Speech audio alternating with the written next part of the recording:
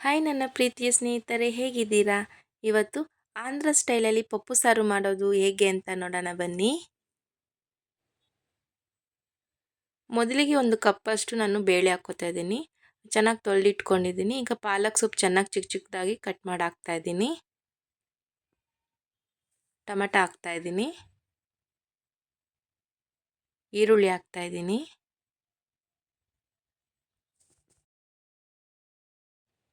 ಬೆಳ್ಳುಳ್ಳಿ ಹಾಕ್ತಾ ಇದ್ದೀನಿ. ಹಸಿಮೆಣಸಿನ್ಕಾಯಿ ಹಾಕ್ತಾ ಇದ್ದೀನಿ.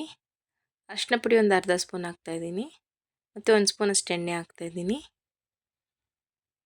ಈಗ ನೀರು ಹಾಕ್ತಾ ಇದ್ದೀನಿ. ಎಲ್ಲ ಹಾಕ್ಬಿಟ್ಟು ನೀಟಾಗಿ ಮುಚ್ಚಳ ಮುಚ್ಚಿ ಒಂದು 4ರಿಂದ 5 ವಿಸಿಲ್ ಕೂಗಿಸ್ಕೊಳ್ಳೋಣ.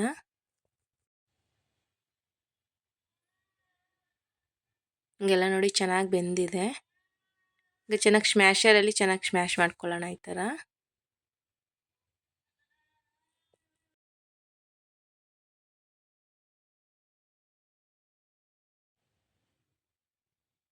ಈಗೆಲ್ಲ ನಾನು ಚೆನ್ನಾಗಿ ಈ ಥರ ಸ್ಮ್ಯಾಶ್ ಮಾಡ್ಕೊಂಡಿದ್ದೀನಿ. ಈಗ ರುಚಿಗೆ ತಕ್ಕಷ್ಟು ಉಪ್ಪು ಹಾಕ್ತಾ ಇದ್ದೀನಿ. ಹಾಕ್ಬಿಟ್ಟು ಎಲ್ಲ ಚೆನ್ನಾಗಿ ನೀಟಾಗಿ ಮಿಕ್ಸ್ ಮಾಡ್ಕೊಳ್ಳೋಣ. ಒಂದು ಬಾಣಲಿಯಲ್ಲಿ 2ರಿಂದ 3 ಸ್ಪೂನಷ್ಟು ಎಣ್ಣೆ ಹಾಕ್ತಾಯಿದ್ದೀನಿ. ಸಾಸಿವೆ ಒಂದು ಅರ್ಧ ಸ್ಪೂನ್ ಹಾಕ್ತಾಯಿದ್ದೀನಿ. ಜೀರಿಗೆ ಒಂದು ಅರ್ಧ ಸ್ಪೂನ್ ಹಾಕ್ತಾಯಿದ್ದೀನಿ. ಹಿಂಗೆ ಹಾಕ್ತಾಯಿದ್ದೀನಿ. ಈಗ ಬೆಳ್ಳುಳ್ಳಿ ಹಾಕ್ತಾಯಿದ್ದೀನಿ. ಈರುಳ್ಳಿ ಹಾಕ್ತಾಯಿದ್ದೀನಿ. ಹಸಿಮೆಣ್ಸಿನ್ಕಾಯಿ, ಕರಿಬೇವಿನ ಸೊಪ್ಪು ಮತ್ತು ಒಣಮೆಣ್ಸಿನ್ಕಾಯಿ ಹಾಕ್ಬಿಟ್ಟು ಚೆನ್ನಾಗಿ ಫ್ರೈ ಮಾಡ್ಕೊಳ್ಳೋಣ. ನಾನು ಹಸಿಮೆಣ್ಸಿನ್ಕಾಯಿ ಆಗಲೇ ಒಂದು 6 ಹಾಕಿದ್ದೆ. ಖಾರಕ್ಕೆ ಎಷ್ಟು ಬೇಕು ನೋಡ್ಕೊಂಡು ಹಾಕ್ಕೊಳ್ಳಿ. ನಾನು ಮತ್ತೆ ಈಗ ಒಗ್ಗರಣೆಗೆ ಹಾಕಿದ್ದೀನಿ.